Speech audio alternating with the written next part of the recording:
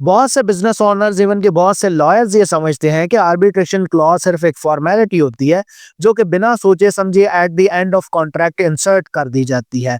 लेकिन असल में ये वही क्लॉज होती है जो डिसाइड करती है कि आपका डिस्प्यूट इफेक्टिवली रिजॉल्व होगा या सालों तक किसी अनफेमिलियर और हॉस्टाइल कोर्ट सिस्टम में लटकता रहेगा। इसलिए एक वेल ड्राफ्टेड आर्बिट्रेशन क्लॉज सिर्फ एक फॉर्मेलिटी नहीं होती, बल्कि एक स्ट्रेटेजिक सेफगार्ड होता है ये, कि जिसकी मदद से पार्टीज को मिलियंस ऑफ डॉलर्स के नुकसान से बचाया जा सकता है। इसलिए आज की वीडियो में हम देखेंगे कि आप किन मिस्टेक्स को अवॉइड करते हुए एक इफेक्टिव आर्बिट्रेशन क्लॉज को ड्राफ्ट कर सकते हैं। तो सबसे पहले एक मिसकंसेप्शन को दूर कर लेते हैं कि आर्बिट्रेशन क्लॉज मेन एग्रीमेंट का हिस्सा होते हुए भी एक सेपरेट एग्रीमेंट होता है, और इस प्रिंसिपल ऑफ सेपरेबिलिटी को कोर्ट्स बहुत बार अपहोल्ड कर चुकी हैं।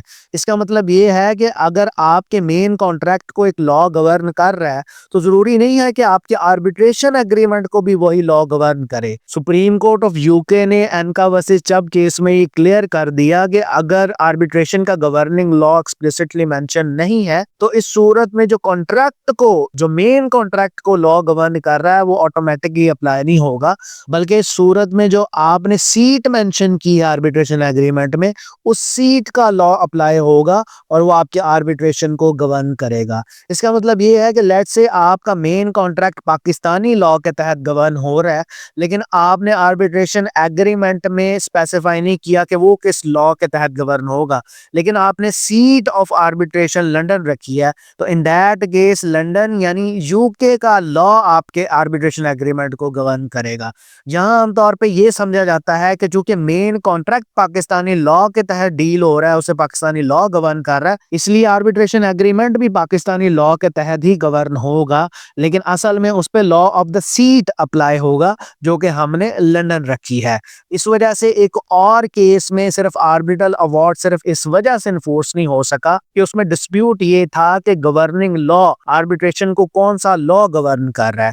देयरफॉर ये अज्यूम करना कि आपके जो मेन कॉन्ट्रैक्ट को लॉ गवर्न कर रहा है वही आपके आर्बिट्रेशन एग्रीमेंट को भी गवर्न करेगा, ये एक बैड अप्रोच है, क्योंकि अंडर द लॉ ये दोनों सेपरेट एग्रीमेंट्स हैं, इनके अलग अलग गवर्निंग लॉज होने चाहिए। इसलिए आप जब भी आर्बिट्रेशन क्लॉज ड्राफ्ट करें तो आप एक्सप्लिसिटली मेंशन करें कि मेन कॉन्ट्रैक्ट को कौन सा लॉ गवर्न कर रहा है और आर्बिट्रेशन एग्रीमेंट को कौन सा लॉ गवर्न कर रहा है। फिर एक और बहुत बड़ी मिस्टेक जो आर्बिट्रेशन क्लॉज को ड्राफ्ट करते हुए की जाती है कि सीट और वेन्यू के दरमियान कोई डिफरेंस ही नहीं समझा जाता, हालांकि अंडर द लॉ ये दोनों डिफरेंट कॉन्सेप्ट्स हैं। मिसाल के तौर पे अगर आप लिखते हैं कि seat of arbitration is Singapore, इसका मतलब ये है कि सिंगापुर की कोर्ट्स आर्बिट्रेशन प्रोसीडिंग्स को सुपरवाइज करेंगी और सिंगापुर का प्रोसीजरल लॉ ही आर्बिट्रेशन पर अप्लाई होगा।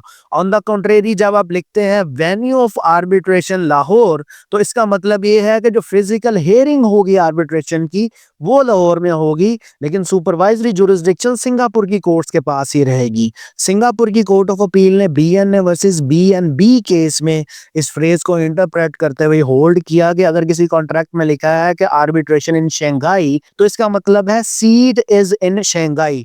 देयरफॉर जो शंघाई की कोर्ट्स हैं उनकी सुपरवाइजरी जुरिस्डिक्शन होगी आर्बिट्रेशन प्रोसीडिंग्स में। इस सूरत में सिंगापुर की कोर्ट्स की सुपरवाइजरी जुरिस्डिक्शन नहीं हो सकती। तो यू सी के एक छोटे से लफ्ज की इंटरप्रिटेशन ने एक लीगल डिस्प्यूट का पूरा लैंडस्केप ही चेंज कर दिया है। सो इस वजह से जब भी आप आर्बिट्रेशन क्लॉज ड्राफ्ट कर रहे हो तो आपको पता होना चाहिए कि वेन्यू और सीट में क्या फर्क है।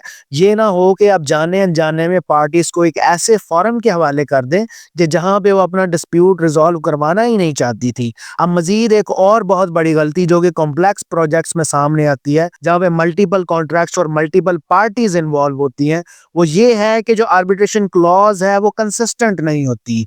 मिसाल के तौर पे कंस्ट्रक्शन और कंसोर्शियम एग्रीमेंट में आमतौर पे बहुत से रिलेटेड कॉन्ट्रैक्ट्स इन्वॉल्व होते हैं। अब अगर किसी एक कॉन्ट्रैक्ट की आर्बिट्रेशन क्लॉज में जरा सा भी फर्क आ गया तो इन फ्यूचर सारी प्रोसीडिंग्स को कंसोलिडेट करना ऑलमोस्ट इम्पॉसिबल हो जाएगा। ऑल्दो के इंटरनेशनल चैम्बर ऑफ कॉमर्स और London court of international arbitration ने एक मैकेनिज्म प्रोवाइड कर दिया है जहां पे प्रोसीडिंग्स जो है वो कंसोलिडेट हो सकती हैं और कंपोजिट फाइलिंग भी हो सकती है। लेकिन ये मैकेनिज्म सिर्फ तब ही वर्केबल होगा जब आर्बिट्रेशन क्लॉजेस कंसिस्टेंट हों, वो एक दूसरे के साथ अलाइन हों। इसलिए शुरू से ये मेक श्योर करना बहुत ज़रूरी है कि जितने भी रिलेटेड कॉन्ट्रैक्ट्स हैं, सबकी आर्बिट्रेशन क्लॉजेस इन हार्मनी हों। इस तरह की और भी बहुत सी मिस्टेक्स हैं जिनको अवॉइड करके इफेक्टिव आर्बिट्रेशन क्लॉजेस को ड्राफ्ट किया जा सकता है। इंशाल्लाह वो मिस्टेक्स नेक्स्ट पार्ट में कवर करने की कोशिश करेंगे। मिलते हैं नेक्स्ट वीडियो में। टिल देन अल्लाह हाफिज़।